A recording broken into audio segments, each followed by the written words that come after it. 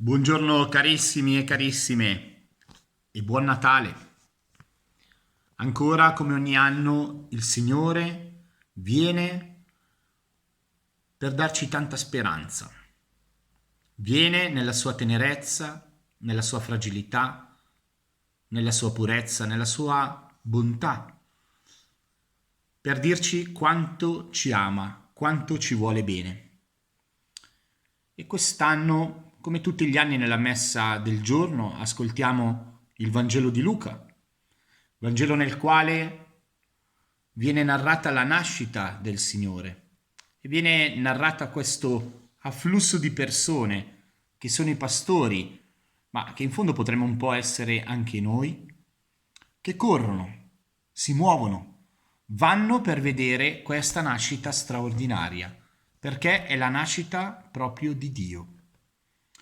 E nell'ascoltare queste parole, solitamente riecheggia sempre in noi un'atmosfera di pace, un'atmosfera di serenità, perché la situazione misteriosa che si crea attorno a tale nascita trasmette tanta speranza e una grande gioia, che poi è quella che forse vorremmo sempre. Questo sentimento si riconosce appunto, come dicevo poc'anzi, nei pastori, che presi d'improvviso e avvolti dalla gloria del Signore, da quella luce, restano stupiti di questo messaggio.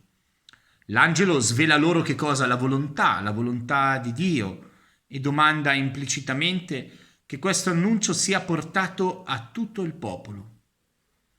È bello che in questi testimoni vengano riconosciuti alcuni atteggiamenti che, guardando lo stile dei pastori, emergono più evidenti degli altri. Il primo è che questi uomini, amati dal Signore, sono persone molto attente. Essi vegliano tutta la notte per prendersi cura del proprio gregge e sono attenti a ciò che lì capita. Sono attenti a ciò che capita attorno a loro. Con coraggio essi custodiscono il loro gregge e custodiscono quello che per loro in fondo è la vita. Forse è per questo che il principio della vita gli fa visita. Allora il Signore fa visita ai pastori donando a loro la luce della conoscenza. Con lo stesso stile poi di prontezza con cui accudiscono il bestiame, così si accostano all'angelo per ascoltare le sue parole.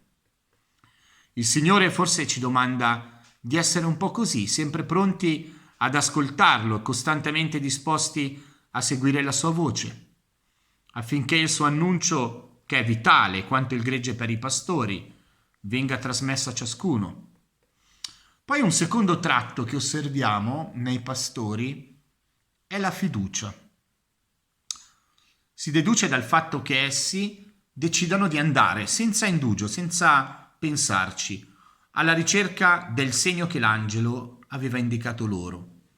Non temono di lasciare la propria terra e cambiare direzione, non hanno paura di mettersi in viaggio per cercare un bambino avvolto in fasce, adagiato in una mangiatoia. Non stanno fermi questi pastori, non stanno fermi nelle loro abitudini, ma si dirigono verso la speranza della salvezza promessa da Dio, che li spinge a cercare oltre se stessi. Certamente anche a noi è chiesto di percorrere un cammino di conversione per guardare oltre noi stessi e per credere che la nostra salvezza è in colui che si è fatto carne per esserci vicino. E l'ultima attitudine che viene in mente guardando i pastori è che questi sono dei modelli di testimonianza, sono dei testimoni di fede, perché hanno una grande capacità di annunciare la venuta di Dio. La vista del bambino, del Dio fatto uomo, dentro un incontro sconvolgente, ha permesso ai pastori di parlare d'amore e ha dato loro il dono di stupire per mezzo della glorificazione e della lode di chi ha saputo amare dando se stesso. Anche per noi è così, quando viviamo un incontro che ci cambia la vita. Pensate ad un incontro con un amico, con una persona che amiamo davvero. non possiamo tenere dentro di noi questa gioia, perché questa gioia ormai sovrabbonda in noi e la dobbiamo raccontare a tutti. Allora il mio augurio è un po' questo, che questi pastori ci aiutino a vivere il Natale con uno stile di attenzione, di fede e di dono e ci indichino la via per guardare a Cristo e poter così vivere glorificando e lodando Lui solo. Vi auguro davvero un buon Natale e che insomma possiamo tornare anche a vederci di persona, affinché davvero la gioia sia ancora più grande di quanto non lo sia ora. Buon Natale a tutti e un saluto.